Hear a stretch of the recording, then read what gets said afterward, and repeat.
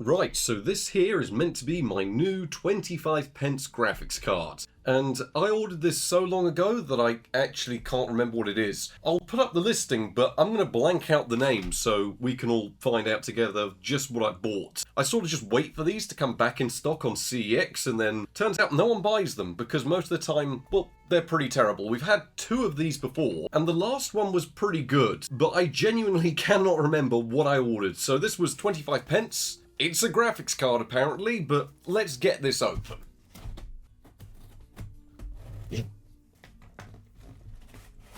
So what exactly is it today? It looks ancient. Is that AGP from CEX? Oh my god. This has put a bit of a fork in the works because I thought CEX had stopped selling AGP cards because 1, they're rare and they're worth money, and 2, they've got no way of testing them because it's AGP. What is it? It looks like some sort of flagship. This could be rare. Yeah, we're going to need to set up an AGP system. It's put a bit of a fork in the works because it's got the Nvidia logo, ancient Nvidia logo. The capacitors look dusty but not destroyed. Well, this isn't the way today was meant to go. This was meant to be just a nice, simple, what's cheap graphics cards that they got in stock, but I recognise that logo. I think this is a creative card. Someone will have to correct me if I'm wrong. I'm sure we'll find out. That's the creative logo. What creative Nvidia card got made? Is there any information on this? Let's get a test system out, I suppose. Quite the predicament to be in, isn't it? Always fun, this 25p series. It started the channel, it pretty much became the comeback last year, and now it could finance the next few videos if this works. Huge for an AGP card. Now the real question's going to be, does it give a display? The fan's turned on. It works! Oh, this is not the way things were meant to go. Do we get the little post screen that tells us what card it is? A lot of Nvidia cards do that. Something tells me this card has probably never been cleaned, but AGP is so delicate that do I really want to touch it? I think there's some Nvidia drivers on here. While that's loading, can we check control panel? There's no information at all. Oh, it's found it!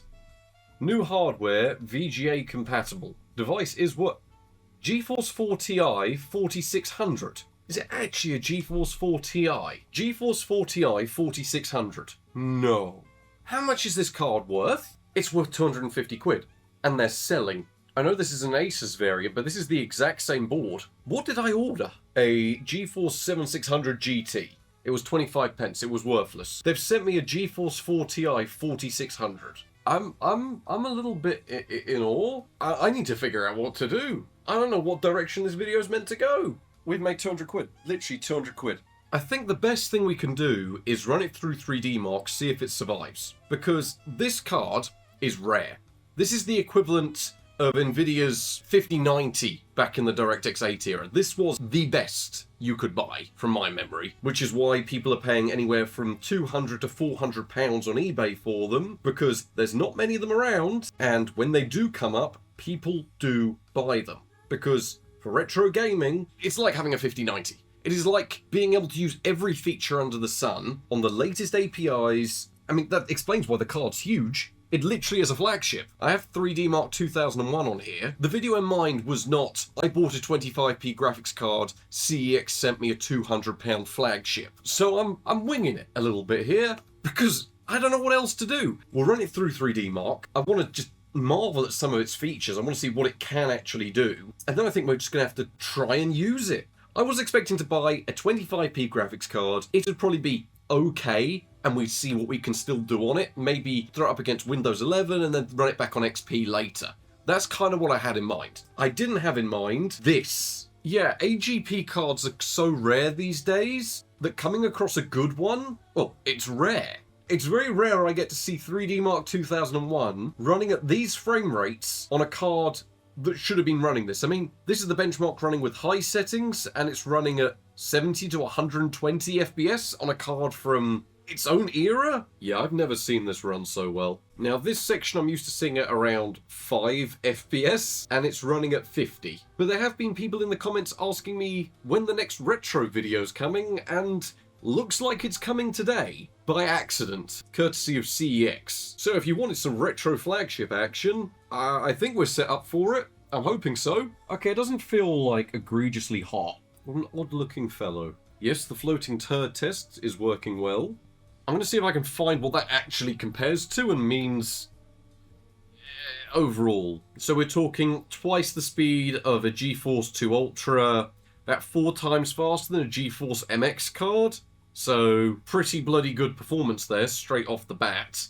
Right, if we open up the GeForce drivers, it's already set itself to quality. Display logo when running direct 3D applications. Yes, display the logo. Multiple options and 4 times super sampling. Yeah, sure, let's enable 4 times super sampling. I want everything on the highest options you go. Oh, it looks good. I mean, it's running at about 30 to 60 FPS with the super sampling enabled, and we do get the NVIDIA logo down the bottom. This is the equivalent of running in 4K with the downsampling we're doing here. I just want to see what this outside area is going to look like, because, I mean, this is like doing 4K gaming back in the day. Yeah, I kind of see why people want these cards so much now. This appears to be very, very impressive. There's not a single jagged edge. Not that this really serves as any point of relevance, but NVIDIA put their logo on the pipes screensaver, and it runs it at 43 FPS, so I'm assuming this is super sampled? I think it actually is super sampling it because it looks insanely clear. Can it handle super sampled Half-Life 2? I mean, it was struggling with super sampled Half-Life 1.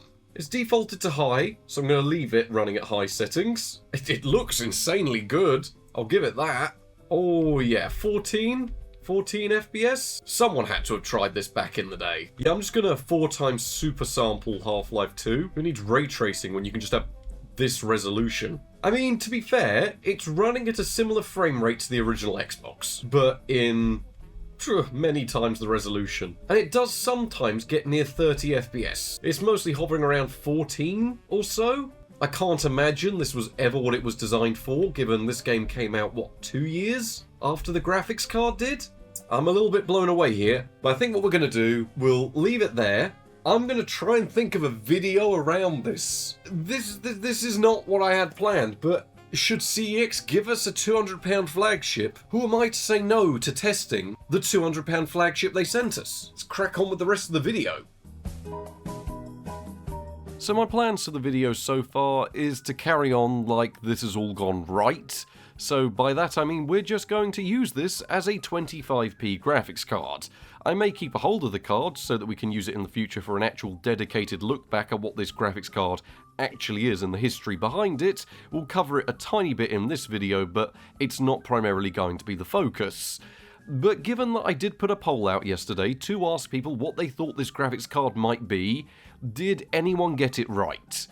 Well, unfortunately for most people, they had some good guesses, a lot of people guessing close to what I actually ordered with GeForce 7000 series bits and pieces, but most people, well even myself included, wouldn't have guessed that they would send us some sort of AGP flagship. There was one person though that guessed, based on the fact that I said the value was high, it was some sort of DirectX 8 graphics card. Which is of course exactly what this is, because prices on these types of cards are absolutely insane. I've done a little bit of extra research to find out the real value of what they've sent us. Given that this has cost me 25 pence, anything, if we did choose to sell it, is profit. So generally, on UK versions of eBay, these sell in non-working condition for anywhere from £80 to £120, in working condition £200 to £300, and in mint condition or with the box, £400 to £600. People are actually paying this for some reason, so yes, this card is rare and exceptionally valuable. So what actually is this graphics card? Well, this was 2002's flagship from Nvidia, which was the GeForce 4Ti 4600. Yes, there were other variants like the 4800 SE which sound higher, but those were in fact not as good as this. This was the best graphics card Nvidia would sell you out of the GeForce 4 lineup.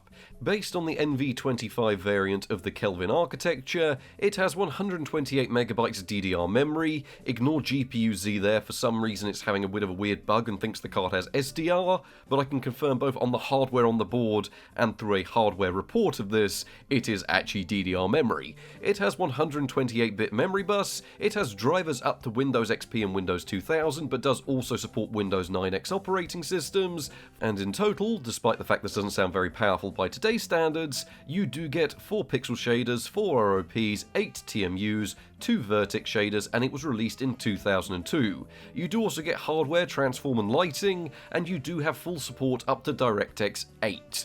The cost for me today was just 25 pence, but if you go and try and buy one of these, you're looking at around averages of £200. So yes, this is an expensive graphics card both back in its day, and today if you want to get a hold of one.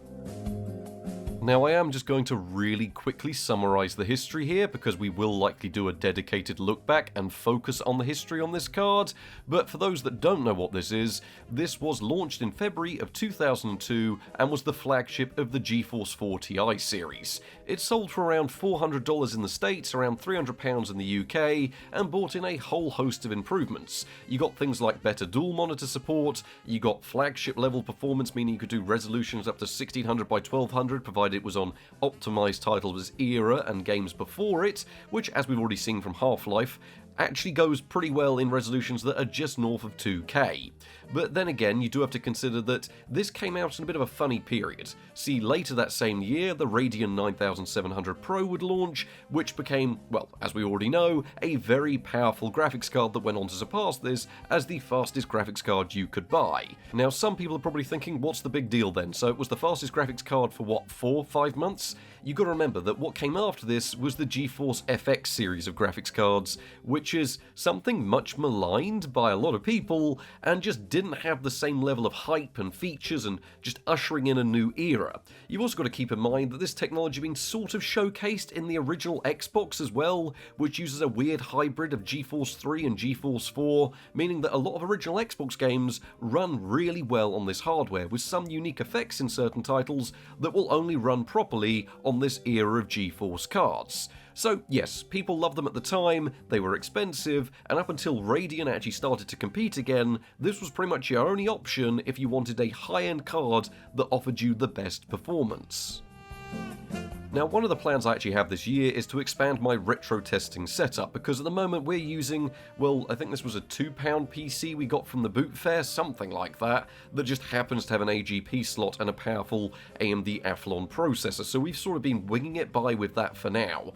But I do want to upgrade this setup so we can do more comprehensive dedicated retro reviews with Windows 9X testing and Windows XP testing and the full works. So for the sake of today, we aren't going to be focusing on the history so much, we're just genuinely going to be seeing what can this 25p graphics card do. Because one, it gives me a bit of a basic understanding of how these cards perform, because usually when I'm testing GeForce 4, it's the MX lineup, those cockroaches that no one wants to have, and you can just pick up for pennies. It's never one of these flagships that sells for hundreds of pounds. So one, we're going to get to grips with that level of performance, 2, we're going to marvel at how powerful it actually is, and 3, well, really, we just want to know how this 25p graphics card gets on when we test it in the benchmarks. Starting off the benchmarks, we have Half-Life 1, which, as we've already seen, will run at absurdly high resolutions with a lot of enhancements turned on. Utilising D3D and 8x anisotropic filtering with 2048 by 1536 as the internal resolution of the game thanks to super sampling, we returned 51 FPS on average, with 1% lows down to 38 FPS. And this was pretty much absolutely fine and playable.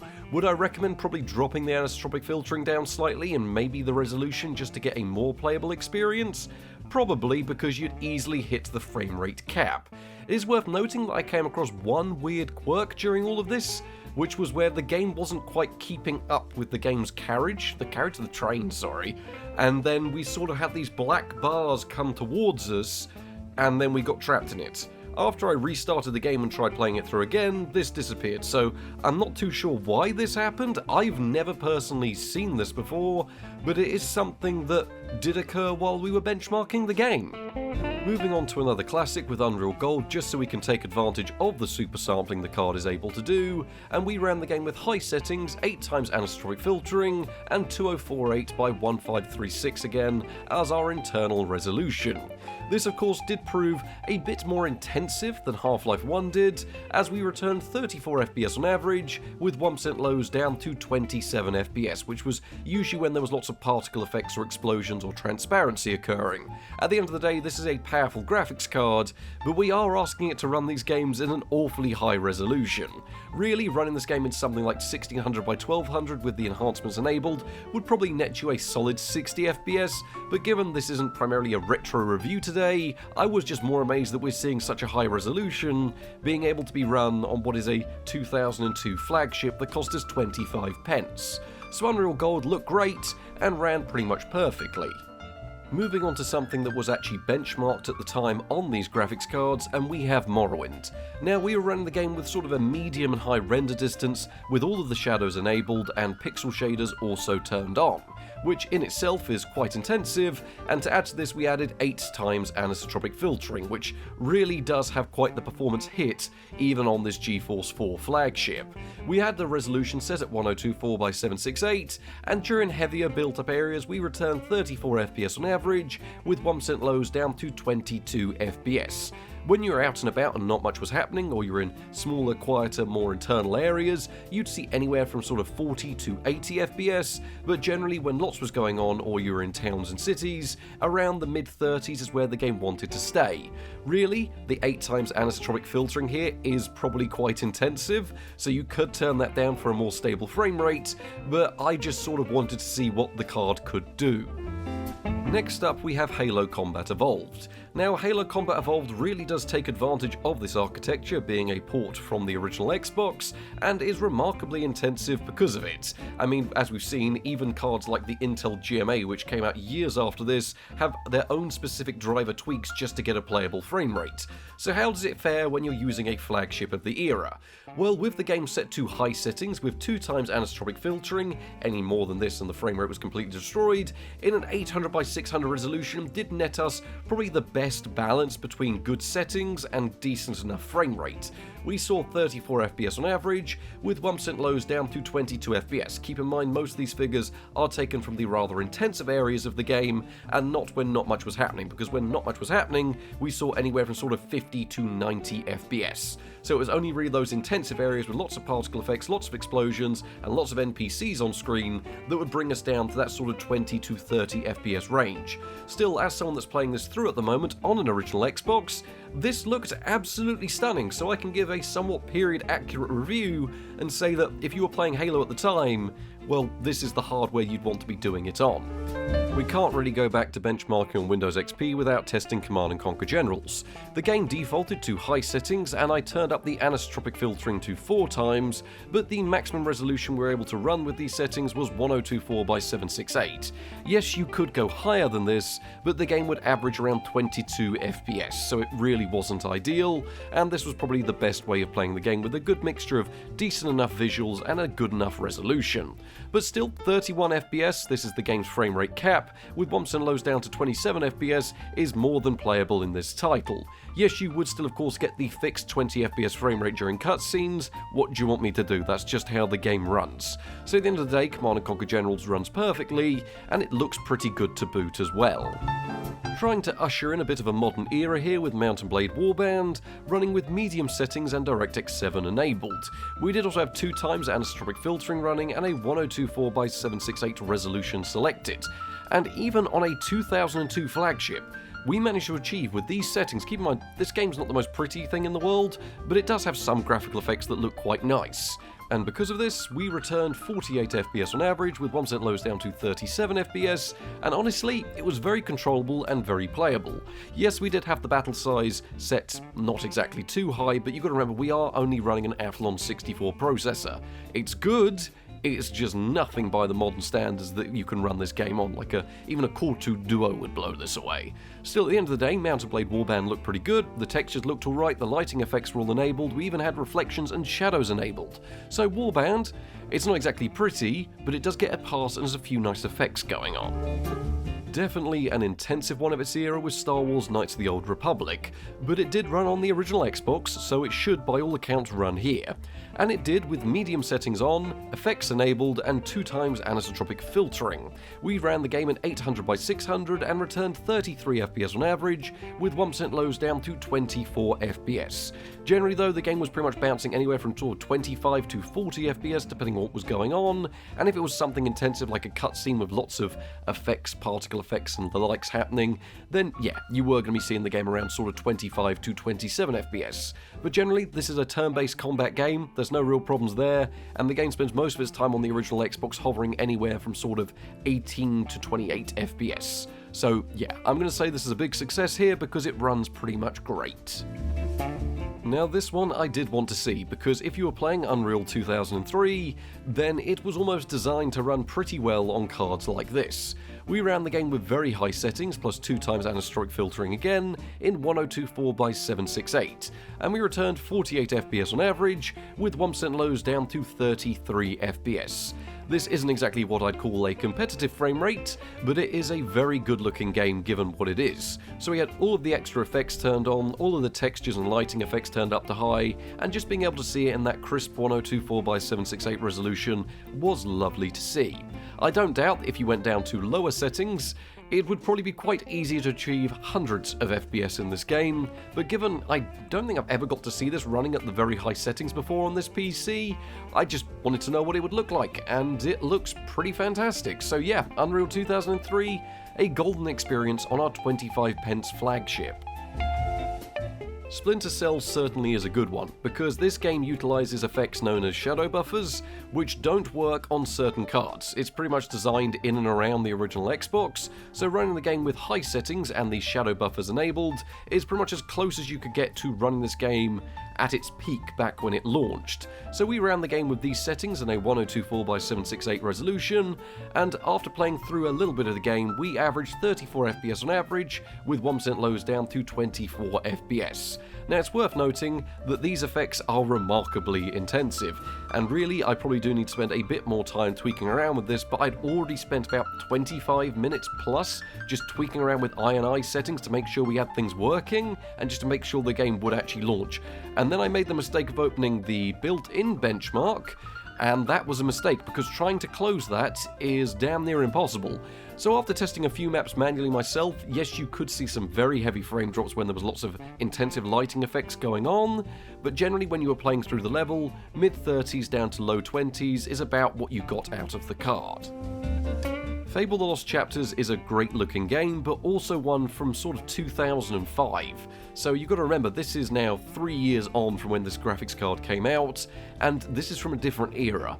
At that point we were seeing genuine progressions generation to generation, and we weren't all using 10-year-old budget build graphics cards to be able to play the latest games. Far from it. We had to run the game with low and medium settings and 2x anisotropic filtering, but to keep the game at an acceptable frame rate we had to use a 640x480 resolution. Well, if that doesn't go on to show you just how much things have progressed in the lifespan of this card, where you start running games from beforehand at just north of 2K, and now you're talking 480p by the end of its life. But still, low and medium settings, they did look pretty decent, and it was only those intensive areas that brought us down to the mid-20s. Generally though, we were seeing just under 40 FPS, and honestly with the game looking like this, and knowing how many compromises had to be made to get it to squeeze onto the original Xbox, it certainly was impressive to see. But it does go on to show that yes, it can still make better visuals than the Xbox, but that gap and that margin just gets smaller and smaller as time goes on. One of the golden measures of how a graphics card works is, well, Half-Life 2 and how well can it run it. Well, the GeForce 4 4600 Ti is pretty much golden for running this game, to be honest, with high settings and 2x anisotropic filtering with 1024x768 as our resolution. Yes, this isn't exactly keeping up with the later Radeon 9000 series that really did demolish a lot of the Nvidia entries in this game, but we still returned a very admirable 45 FPS on average, with 1% lows down to 34 FPS. So honestly, it looks pretty great, it runs pretty well. There was quite a bit of screen tearing here, but then there has been in a lot of the previous benchmarks, benchmarks. It's something I've noticed on these older Nvidia cards, and it's much more apparent on an LCD than it was back on the CRTs. At least that's the way that I've always seen it. But still, Half-Life 2, it runs pretty well, you do get to use high settings, you do get to force some enhancements, and you still get a nice overall resolution and frame rate. So you can't really argue when this game came out 2 years after this graphics card did. But finally, can it run Crysis? Well, unfortunately not. This may be a flagship, but it's a DirectX 8 flagship. DirectX 9 didn't even exist yet, and there's pretty much no way of getting it to run, at least not that I know of. I did go back and try Far Cry instead, but unfortunately it just wasn't happy. I think I'm running one patch slightly too new for this card, and I did try and roll it back, I did try different drivers, I did try different workarounds, so DirectX 8 mode and OpenGL mode, but the world just always wanted to be see-through. I'm sure this is something that we could look at fixing. I'll probably just go and break out my disc version of the game and install that alongside it, so that we do have an older version of Far Cry installed. But yes, you do begin to run into some problems where even those older games are now so up to date, they don't factor in the flagships that should have been running them. So Far Cry, yes it ran very well, but the textures don't seem to work on the latest patch. And yes, I think we will have to relook at this card because I do actually want to see Far Cry run properly. So overall performance, at least just off the bat, for a 25p graphics card perspective. Well, as cool as this card is, I don't doubt the slightly newer 7600 GT that we actually ordered probably would have beaten it, especially when it comes to support for DirectX 9, slightly newer versions of OpenGL, bits and pieces like that. The Nvidia that we actually did order probably would be better. But let's be honest, that graphics card we ordered was probably quite boring, whereas this one, no, this is actually pretty cool, this is quite exciting. So yeah, the performance is interesting and really does make me want to do a retro deep dive look back at the card, because really you get to see the kind of progression you were getting back in the day. You went from being able to run Half-Life 1 in 2048 by 1536 to the later life games like Fable Lost Chapters needing 480p and lower settings to be able to run properly. So yeah, as a card of its era, this is pretty much the ultimate card for running original Xbox era games, because it's quite similar to the hardware that was in the original Xbox. In terms of actually 25p value, well, there's a lot of games you can run on it, but at the end of the day, well, there's certainly limitations due to the fact that it is a graphics card from 2002 and is distinctly 2002, so it's a fun card to work with, there's more entertainment value in this, and if you're looking forward to benchmarking, this is probably a lot more exciting than the 7600 GT was. But there's one thing else I wanted to ask, which is what happens if we take this card and we try and make it run any modern title? So I wanted to set myself a little bit of a challenge. Given that we're not looking at the retro side of this card, what if we see if there's any new titles out there that it can still run? Right, so for one of my final challenges of the day, I want to try and run something modern and popular. And I want to try and run 3 things that are popular and modern. And we're going to base that off the fact that people are still quite widely playing those today. So I think the first one we're going to start with is Minecraft. Because we have OpenGL. I believe Minecraft will still run on Windows XP in 2026, so why don't we see if we can get Minecraft running. I believe the app launcher and the version I've got installed on here should launch Minecraft. We're running an out-of-date version of Java. Good, it still launches. It didn't log me in, but I think it just got confused for a second and now it's working. Can my 25p graphics card run Minecraft? This is the reverse of the way things are meant to go. Usually what we do is try throwing this graphics card into the modern day and then go backwards. But today we've gone backwards and are now trying to haul it into the modern day. Has anyone ever ran Minecraft on a GeForce 4?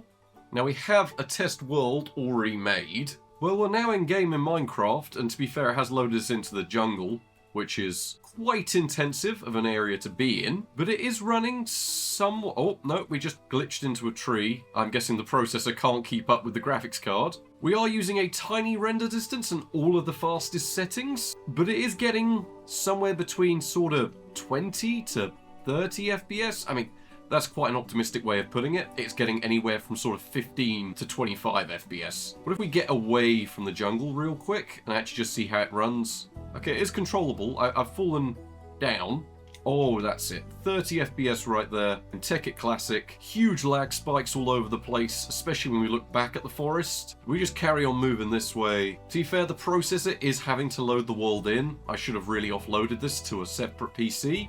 But no, this is absolutely hideous. But it is working. And to be fair, Tekkit Classic is still a popular mod pack, so I'm going to say this has probably got a few thousand players every day. Maybe. That's probably a tad optimistic. Here we go. So Minecraft is a success, which means it can run at least one popular game to a somewhat okay degree, which I wasn't expecting. So Minecraft, I'm calling that one a success. So why don't we move on to the next title we're going to try. You know what game has thousands of players every day and will probably work on this? I mean, you can already see that I've highlighted it. Counter-Strike 1.6, even on Steam alone, usually gets about 10,000 players a day. We are, of course, going to be running Counter-Strike 16, found on a sketchy Spanish website, and for some reason doesn't require Steam. If 10,000 people plus a day are playing this game, we want to be able to run it. What settings is it running at? I'm called Matrox Gamer 420 Pro. No, I'm going to be called... yeah, that'll do. 1024 by 768, high quality. Okay, we're getting 100 FPS. A few frame drops in places. I better just let these guys know. Hi, I am using GeForce 4 Ti. I am a pro gamer from 2002. And then I died. Well, just looking about the map, we are getting like 100 FPS. Yeah, I mean, it looks pretty good. I'd imagine I've still left the anisotropic filtering on, which is probably one of the reasons why the texture filtering looks as good as it does. Generally, you have to turn that off in the drivers, and I keep forgetting to, so... this is all looking spectacularly good. 100 FPS, completely at the cap. I can't really say there's any problems. I mean, this guy's T-posing all over the place. Kind of makes sense. This is Counter-Strike 16. He's definitely not a hacker. Oh, he just exploded. You think, no, buy time's already over. Okay, in the peak of the action, we are down to the mid-70s. These guys, have they got any pro strats going on? Okay, a couple of guys have gone around the corner. Yeah, they are not very good at this. Counter-Strike 16, though, massive success. I am going now. Thank you. Right, on to the next game. I don't really have anything too modern installed, so we're just going to plug in Steam and see if we double-click random EXEs, how many will actually launch. Black Mesa? I'm fairly sure this needs DirectX 9. Yes. BeamNG? I think this is the old XP version downloaded. It's opened a window. What are you trying to update? Think that one's just gonna die. BeamNG looks like a no. Don't Starve? Don't Starve actually needs DRM. That Game Dev Tycoon. I think it does. How many people are playing this? Let me get the figures. Okay, there are 100 people playing this on Steam right now. And we have it running. Okay, the game is set to quality. What do we put it to performance? Does it feel a bit smoother? Make a game. The GeForce 4 Ti experience. And it is a horror action game. I haven't seen this running on XP in years. It's all about gameplay. There's not a single bit of thought in anything else. I mean, to be fair, it's running slow, but this is a game that 100 people are playing today, and I don't know why they're bothering modern computers, because they could run it fine on their GeForce 4, and it'll just work absolutely beautifully. Waste of money. Don't think it is. I'm going to profit off this. Well, there we go. That's a modern game working right there. And I'm happy with that. So yes, you can still run sub-modern titles. Admittedly, we have the issues of Windows XP, lack of Steam, DRM and things like that to work around. But I'm calling that a success. So I'm happy with that. So there we have it, my latest 25p graphics card. Objectively, in terms of overall performance, this is the worst one. I mean, even if we actually got the card we did order, it would probably be nearing in on the worst card anyway. I mean, the first one we got was an 8600 GT, so I'd imagine the 7600 GT is probably worse. But instead, it's probably become one of the most interesting cards we've got, to the stage where I want to actually give it its own dedicated video. Because, let's be honest, the history of a 2002 flagship from Nvidia, especially one that we wouldn't usually be able to get a hold of given the insane pricing these now have, well, we're going to have to take a look at it. So, it's a weird one, isn't it? Because this video, yes, it's been very optimistic because we got a cool card, and I don't really see how we could be pessimistic about that. I mean, this is a very cool card to look at. So if you all enjoyed this video on the cards, I'd imagine next time we look at it will be after I set up a proper AGP test system with Windows 9X, Windows NT, and a whole benchmarking suite that will be completely done up for testing these types of cards, because really they do deserve something a little bit better than this ancient compact. Yes, it's good, yes, it means we can test cards, but it does probably need modernising as we enter 2026.